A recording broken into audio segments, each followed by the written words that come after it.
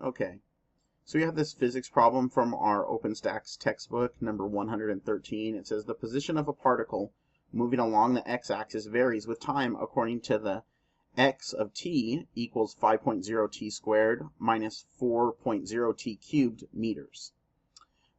It's asking us to A, find the velocity and acceleration of the particle as a function of time.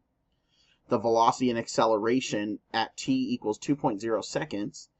And the time in which the position is a maximum. And part D is the time at which the velocity is 0, and E for the maximum position. The first thing we do is draw a diagram and label our parameters and list the knowns. The first thing we're going to draw is the x-axis, like it's mentioned in the problem. Then we could draw our particle. We're not really sure which direction it's going, but it's going some direction. We took in our equation for the change in position, or the position of x with respect to time, added in the diagram, and then we listed our initial x position, initial time, initial velocity, and any knowns that we have. We even have the 2 seconds listed in there, which was given in the problem. So part A, it's asking us that we must find the velocity and acceleration as a function of time, and we're going to use calculus instead of algebra. So for velocity as a function of time, we take the derivative of the x position over the derivative with respect to time. So we have that by v of t equals the derivative of x position over the derivative of time with respect to time. And what you do for the acceleration is basically you take the second derivative of the velocity function, listed as such and denoted as a of t equals derivative of velocity over derivative of time with respect to time. So to take the first derivative, what we have to do is we have to multiply the exponent by the leading coefficient and subtract 1 from the exponent. So if we take our change of x position, right, which is given initially in the problem, we bring the 2 forward, we multiply it by 5, and you subtract 1 from the exponent. And then the same with the 4.0 t cubed, you multiply the leading coefficient, and you subtract 1 from the exponent. And then we get this function. Now to take the second derivative, you basically just repeat what you did, but using the velocity function that we obtained.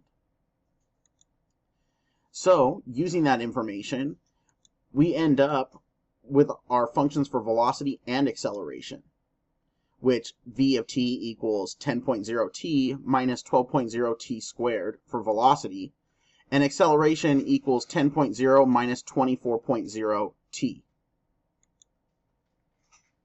So that was for part A.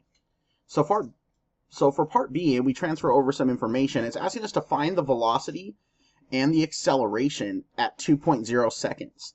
So using this information that we've obtained in our new functions, we can simply plug in 2 for the seconds, which was given in the problem, to both functions from part A. So if we take our velocity function that we derived, it's 10.0 t minus 12.0 t squared. You substitute 2 seconds in for that value, complete the appropriate mathematical procedures, and we end up with a velocity vector of velocity with respect to time is negative 28.0 meters per second, which means it's moving in the negative direction, which generally is left. Then for the acceleration function, we have the acceleration with respect to time equals 10.0 minus 24.0 t, which we derived from part A earlier. You substitute 2.0 seconds in for t, and then we end up and complete the appropriate mathematical procedures with an acceleration of negative 38.0 meters per second squared. So it's accelerating pretty rapidly in the negative direction.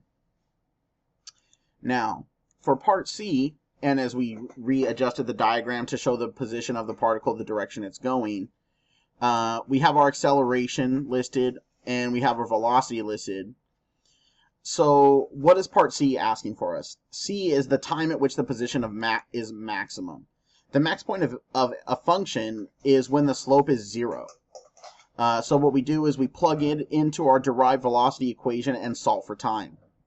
So velocity with respect to time, and as I had mentioned, we substitute in 0 for the velocity, since that would be the max point in which it would reach, is going to be 0 meters per second equals 10.0 t minus 12.0 t squared.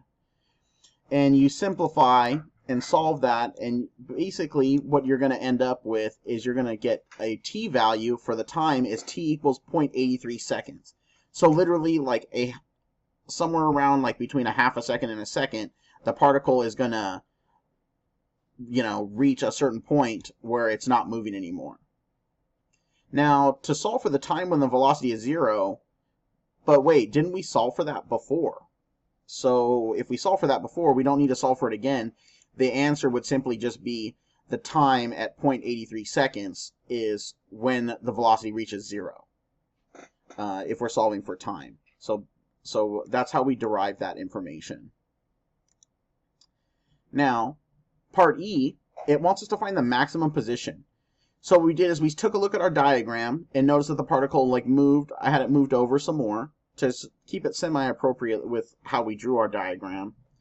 But I plugged in the t value of 0.83 seconds, and I noted that down on the diagram as we continue.